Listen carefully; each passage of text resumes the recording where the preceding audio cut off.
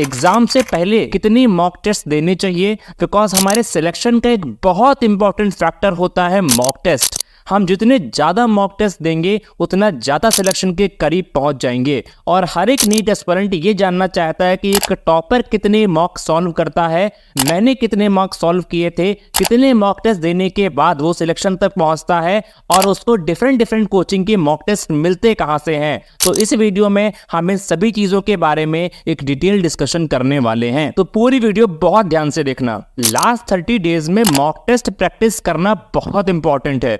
आप में से बहुत से लोग ऐसे होंगे जो भी बहुत सारे मॉक टेस्ट लगा रहे होंगे, और कुछ लोग ऐसे भी होंगे जो कि मॉक टेस्ट नहीं देना चाह रहे हैं। उन्हें मॉक टेस्ट देने से डर लगता है, जिसको हम लोग मॉक टेस्ट फोबिया कह सकते हैं। जब हम मॉक टेस्ट देते हैं तब हमें अपनी रियलिटी पता लगती है कि हम कहाँ स्टैंड कर रहे हैं, कितने मार्क्स आ रहे हैं। मार्क्स कम है ज़्यादा है डजंट मैटर, बट बहुत सारे नीट एस्पिरेंट ऐसे हैं जो कि मॉक टेस्ट देते ही नहीं है। वो ये सोचते हैं कि विदाउट मॉक टेस्ट वो अच्छा स्कोर कर पाएंगे नीट में। तो ऐसे बच्चों के लिए मैं सिर्फ यही बोलना चाहूंगा कि बिना मॉक टेस्ट के सिलेक्शन पॉसिबल नहीं है। जी हाँ, बिल्कुल पॉसिबल नहीं है। जब तक आप ढेर सारे मॉक टेस्ट नहीं लगाओगे तब तक अच्छा स्कोर तो बहुत दूर की बात है, आप यही नहीं जान पाओगे कि आप स्टैंड कहाँ कर रहे हो। तो इसलिए ढेर सारे मॉक टेस्ट लगाना ही आपको पड़ेगा, ताकि आप अपने आप को इवेल्युएट कर पाओ कि आप कहाँ पर स्टैंड कर रहे हो, कितने मार्क्स आपके आ रहे हैं, कौन कौन से चैप्टर्स आपके स्ट्रॉन्ग हैं, कौन से चैप्टर्स आपके वीक हैं, आपको कहाँ पर इंप्रूवमेंट की ज़रूरत है। ये सारी चीज़ें आपको तभी पता लगेंगी जब आप बहुत सारे मॉक टेस्ट सॉल्व करोगे। तो ये बहुत ज़रूरी है कि अगर आपको अपने मार्क्स को इंप्रूव करना है या फिर नीट 24 में सिलेक्शन लेना है तो आपको बहुत सारे मॉक टेस्ट प्रैक्टिस करने ही पड़ेंगे।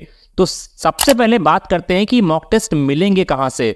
तो हर एक कोचिंग इंस्टीट्यूट का मॉक सॉल्व करने के लिए ज़रूरी नहीं है कि आप हर एक कोचिंग में इनरोल करो। अगर आपको किसी भी इंस्टीट्यूट का मॉक टेस्ट चाहिए तो आप टेलीग्राम और यूट्यूब पे सर्च कर लो, आपको डेफिनेटली वहाँ पर उसका मॉक टेस्ट मिल जाएगा। आप वहाँ से उसको डाउनलोड कर सकते हो, बट डाउनलोड करने के बाद आपको उसका प्रिंट आउट निकालना पड़ेगा। प्रिंट आउट निकालना ही है बिकॉज हमारा एग्जाम ऑफलाइन है। तो आपको OMR भरते हुए एक पैटर्न के साथ में मॉक टेस्ट सॉल्व करना है, बिकॉज तभी आप अपनी स्पीड जान पाओगे, टाइम कैसे मैनेज करना है ये समझ पाओगे। तो एक टॉपर जितने भी मॉक सॉल्व करता है वो प्रिंट आउट निकाल कर एक पैटर्न के साथ में सॉल्व करता है। मैं भी ऐसे ही करता था। नाउ द सेकंड क्वेश्चन कि एक टॉपर कितने मॉक सॉल्व करता है। लाइक अगर मैं अपनी बात करूं तो मैंने बहुत सारे मॉक टेस्ट दिए थे, there is no count for that, but मैंने हर एक मॉक को लगभग 6-7 बार सॉल्व किया था। तो अगर आप भी मॉक सॉल्व कर रहे हो तो आपको हर एक मॉक को रीअटेम्प्ट करना ही है। ऐसा नहीं करना है कि एक मॉक को एक बार किया और हटा दिया। हर मॉक टेस्ट को लगभग 4 से 5 बार लगाओ, और तब तक लगाओ जब तक आप उस मॉक टेस्ट के सारे क्वेश्चन खुद से सॉल्व कर पाओ। तो मैंने हर एक मॉक को कम से कम 5 से 6 बार लगाया ही होगा। जो भी क्वेश्चंस मुझसे गलत होता था मैं उसे स्टार मार्क कर लेता था या उसका सोल्यूशन साइड में लिख लेता था, ताकि जब भी मैं उसको रीअटेम्प्ट करूं तो उसका सोल्यूशन वहीं पर होगा, तो मैं उसको बहुत इजीली समझ पाऊंगा। इस तरीके से मैंने अपने सारे मॉक टेस्ट लगाए थे।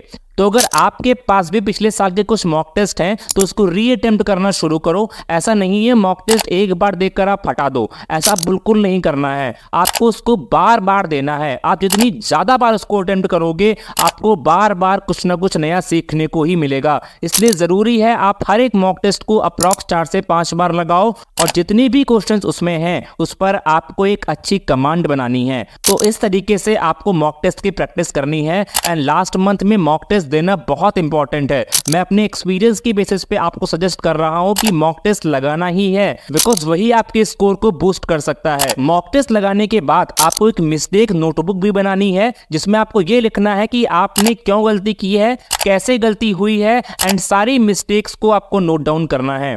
ऐसा क्यों करना है? क्योंकि जब आप नेक्स्ट टाइम मॉक टेस्ट लगाओगे तो उससे पहले आपको अपनी मिस्टेक कॉपी को खोलकर देखना है कि आपने कहां पर गलती की है, किस तरीके से गलती हुई है, ताकि नेक्स्ट मॉक टेस्ट में आप वो गलतियां रिपीट ना करो। तो इस तरीके से आपकी गलतियां भी धीरे धीरे कम होती चली जाएंगी। तो एक मिस्टेक नोटबुक जरूर आपको बनानी है। हर एक टॉपर के पास एक मिस्टेक नोटबुक होती है, मेरे पास भी थी, इसलिए मैं आपको बोल रहा हूं क्योंकि इससे आपको बहुत हेल्प मिलेगी। तो लास्ट मंथ में अगर आप ढेर सारा मॉक टेस्ट लगाते हो, अपनी गलतियों को एनालाइज करते हो, तो आप बहुत इजीली अपने स्कोर को इंप्रूव कर सकते हो।